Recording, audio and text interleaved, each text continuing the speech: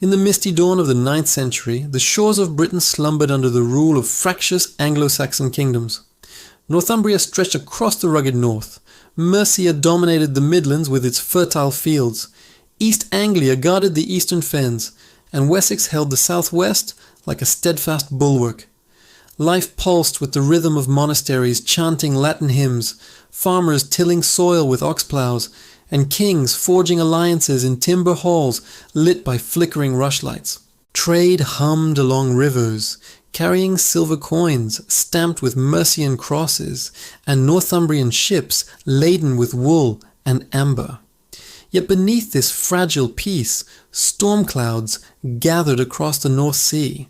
From the fjords of Scandinavia, where overpopulation and restless warriors chafed against harsh winters, a new force stirred: Vikings, seafaring raiders whose dragon-prowed longships sliced through waves like knives through flesh. It began in earnest in 850.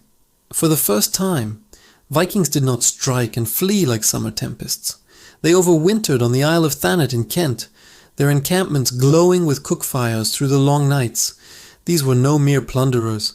They were Danes hardened by saga and steel, seeking land as much as loot. The year 851 brought terror to London's walls.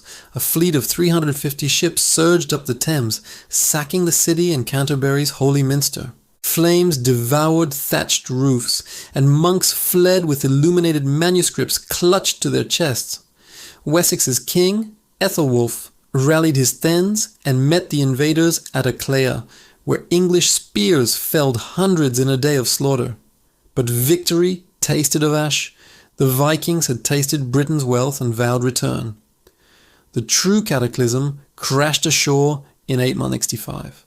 The Great Heathen Army, a host of thousands led by the sons of the legendary Ragnar Lodbrok, Ivar the Boneless, with his cunning mind and twisted spine, Ubba, fierce and unyielding. Halfdan, the divider of spoils, landed in East Anglia. No raid this, but a conquest. The East Anglians, under King Edmund, offered hospitality at first, provisioning the strangers with horses and mead, but betrayal followed. In 869, Ivar's blades claimed Edmund's life, binding him to a tree and peppering him with arrows until he became Saint Edmund, martyr of the faith. East Anglia crumbled, its churches stripped bare. Emboldened, the army marched north to York in 866. Northumbria's kings, Osbert and Eller, bitter rivals, united too late against the foe.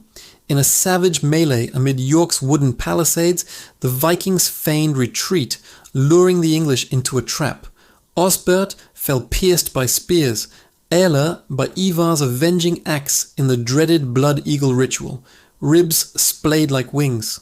York, ancient Eboracum of Rome, became Jorvik, a Norse stronghold buzzing with saga tellers and thralls.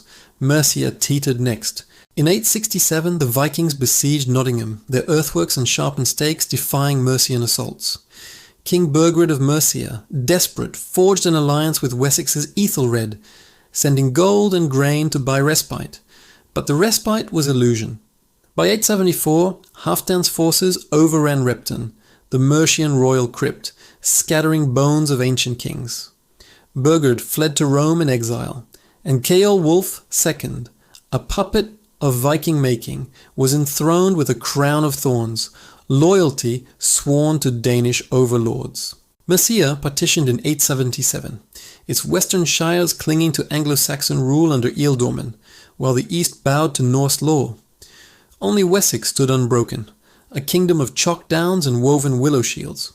In 871, as Viking hordes under Bagsec and Halfdan ravaged its heartlands, young Alfred, second son of Ethelwulf, scholar prince who preferred books to broadswords, watched his brother King Ethelred sicken and die amid the fury.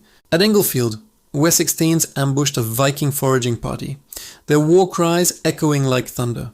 Reading saw slaughter on both sides, rivers running red. Ashdown's Hill delivered a miracle. Alfred led the charge, his wedge of shield wall shattering Danish lines, leaving a field strewn with broken raven banners. But Basing and Meriton brought defeats, Viking axes cleaving through mail. Alfred paid danegeld, silver tribute, to buy breath, yet the payments only whetted appetites. The years 872 to 878 blurred into a grind of guerrilla war. Vikings wintered in London, their smiths forging swords from looted iron. Alfred struck from shadows, burning supplies and vanishing into Andredesveld's ancient woods. In 875 the army fractured. Halfdan turned north to settle Northumbria's dales, sharing fertile lands among his carls, where Norse ploughs soon furrowed Viking steadings. Guthrum, ambitious and devout in his old gods, claimed the south, eyeing Wessex's downs. Midwinter 878 sealed the peril. Guthrum's host fell upon Chippenham like wolves on a flock, shattering Yule feasts. Wessex's court scattered, nobles captured, kin ransomed. Alfred, harried and alone, fled to the Somerset marshes, holding up in Athelney's island fort, a reed-thatched refuge amid sucking mires. There, in legend's whisper, he burned cakes left by a swineherd's wife, a humbling reminder of kingship's fragility. But Alfred was no dreamer now. He summoned thegns from Devon and Somerset, forging an army from despair. In May, on the hill of Edington, steel met steel in Britain's turning point. Alfred's host, outnumbered, yet disciplined, outflanked Guthrum's weary legions. Days of pursuit ended in siege. Guthrum sued for peace at Allaire, baptized in the royal font as Athelstan, godson to the victor. The Treaty of Wedmore redrew the map. Guthrum withdrew to East Anglia, settling his Danes in the Danelaw, a vast swath from the Thames to the Tees, where Norse things, assemblies, judged by sword oath, and where York pulsed as a trade hub linking Dublin's harbours to Burka's Baltic marts. Wessex breathed, its borders etched in ink and blood. Alfred reclaimed London in 886, fortifying it with Roman walls, styling himself not mere King of Wessex, but Lord of all free Englishmen south of the Humber, a flicker of unity in division, yet peace was fleeting. In 892 a fresh armada of 250 ships beached in Kent, led by Hastein the Wily and Guthrum's kin. This summer army, swollen by Frankish exiles, ravaged from Essex to the Weald. But Alfred had transformed Wessex into a realm of iron will. Burhs, fortified towns like Winchester and Wallingford, ringed the land, each manned by a militia drawn from the hidage, a tax of hides funding walls and watches. A navy of sleek oarsmen prowled the channel, shattering Viking hulls at Farnham and in the Avon tide. By 896 the invaders splintered, some to Northumbria's embrace, others starving in Andover's wastes, their dreams drowned in English resolve. From Britain's vantage, this half-century reshaped the world. Viking longships, born of Scandinavian ingenuity, carried not just raid, but renewal. Norse words weaving into English tongues like sky and window, their Lothing seeding parliamentary seeds. The Carolingian Empire across the Channel crumbled under similar blows, its kings paying vast ransoms that starved defences, indirectly sparing Wessex by drawing Danish eyes. In Byzantium's golden halls, Photius debated icons, but their schisms echoed faintly here, strengthening Alfred's church as a bulwark of literacy. Alfred himself, in stolen hours, translated Boethius and Bede, his ink a weapon sharper than any blade, birthing an English identity forged in fire.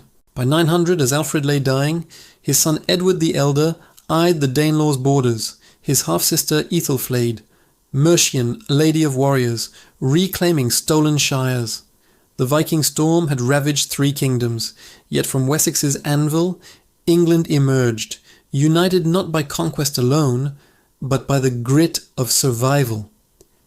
In those turbulent decades, raiders became settlers, pagans neighbours, and a fractured isle glimpsed its destiny as one realm under one law,